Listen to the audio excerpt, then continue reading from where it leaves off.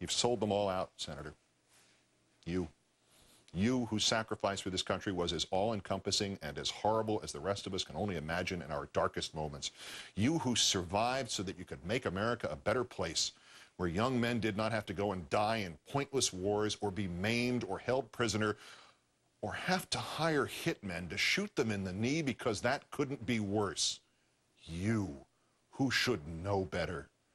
Where, Senator, is the man who once said, veterans hate war more than anybody else?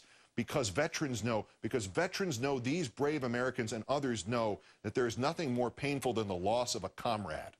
Where is he, sir? Where's the man who described that ineffable truth? Oh, so long ago, you touched the essence of the reality of Iraq. Your comments about your lost comrades yesterday. The men and women in Iraq today, Senator, they are your comrades too. And you are condemning them to die. To die for your misdirections, for Mr. Bush's lies, for whoever makes the money off building 58 permanent American bases and all the weapons and all the bullets and all the wiring so costly and so slipshod that it electrocutes our comrades as they step not out to fight freedom's enemies, but into the shower at the base. That, Senator, that is context. It is an easy thing to dismiss Senator McCain as a sad and befuddled figure already challenging for some kind of campaign record for malaprops.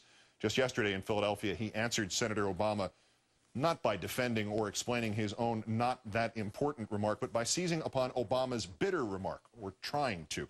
Obama had foolishly said that some in despair in small towns cling to their religion and their guns. Senator McCain vowed he'd go to those towns and tell them, I don't agree with Senator Obama that they cling to their religion and the Constitution because they're bitter. It was hard not to dismiss with a laugh Senator McCain or any Republican for even accidentally implying that they'd clung to the Constitution, not after these last 7 years. It was hard the day before not to become almost bemused when the senator tried to say he would veto every single bill with earmarks, but wound up instead saying, I will veto every single beer. It was hard this week not to laugh at how Senator McCain could offer any serious defense against the accusation that he is running for President Bush's third term when a 2006 interview suddenly surfaced in which McCain said he would consider Dick Cheney for a position in a McCain administration. I don't know if I would want him as vice president. He and I have the same strengths, but to serve in other capacities? Hell yeah. These are all very funny in a macabre yet unthreatening way.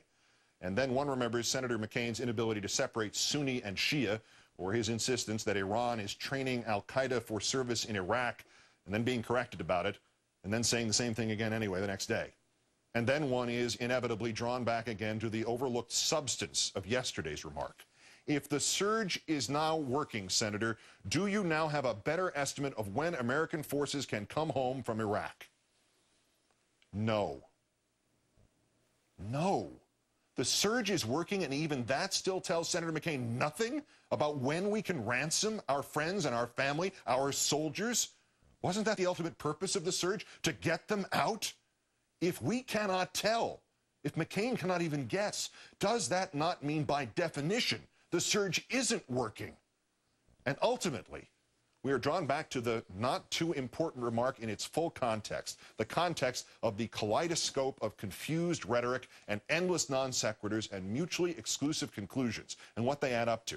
A veritable tragedy, a microcosm of the American tragedy that is Iraq, a tragedy of a man who himself will never understand the context.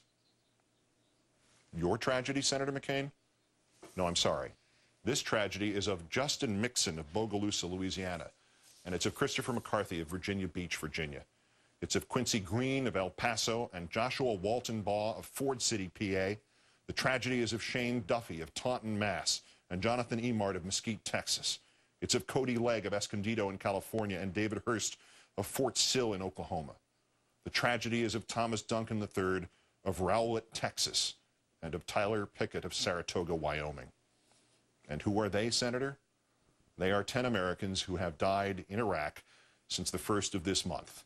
There are 4 more. The Defense Department has not yet identified the others. And while you, Senator, may ask for all the context you can get, those 10 men will never know any of it. because the true context here is that if you could ask those American war heroes or the family and the friends that love them, if they have a better estimate of when American forces can come home from Iraq, they could rightly say, no, but that's not too important. Good night and good luck.